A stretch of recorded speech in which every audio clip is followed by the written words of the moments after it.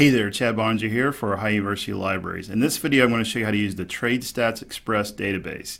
This is a freely accessible database that anybody on the internet can use to find import data to the United States from other countries. So basically, you're looking for information about certain products, commodities, product categories, that sort of thing that the United States imports from other countries. It's a great way to see where we're getting things like spices, rubber, wood products, whatever, down to kind of the product level from other countries. So here you go.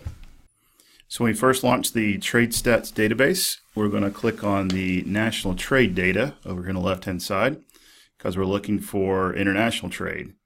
And we're going to look for the global patterns of U.S. trade right here. Now, if we do nothing, we just click on exports or imports or whatever and click go, we're going to get total trade balances, okay? But if you want by product category, you have to go in and click on change here, okay? Notice there is a product search area. You're welcome to use that, but I actually find the product list category is easier to look for. So basically, it's all hierarchical, so you can go in and kind of browse and kind of keep drilling down till you find information that you're looking for. Okay, so if we're looking for wood products, we just click on wood products and then click update, and it will go over to our list. Notice there's NAICS codes. There's also this harmonized system and this SITC. Sometimes I flip back and forth between these two. For a recent question that I got, I actually used a harmonized system because the student was actually looking for saffron, which is a spice.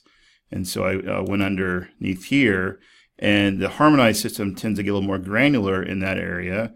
And so we were able to find ginger, saffron, turmeric, thyme, bay leaves, etc. Okay, so we click there.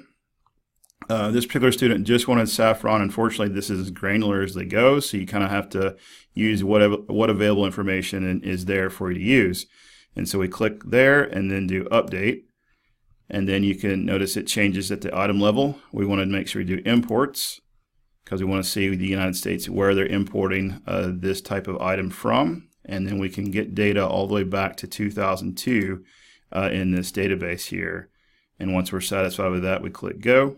And that gives us trade information where the United States is importing ginger, saffron, turmeric, thyme, etc., or whatever product category that you choose from other countries. So hopefully this basic tutorial of the TradeStats database helped you, and I wish you the best of luck in your research. Take care.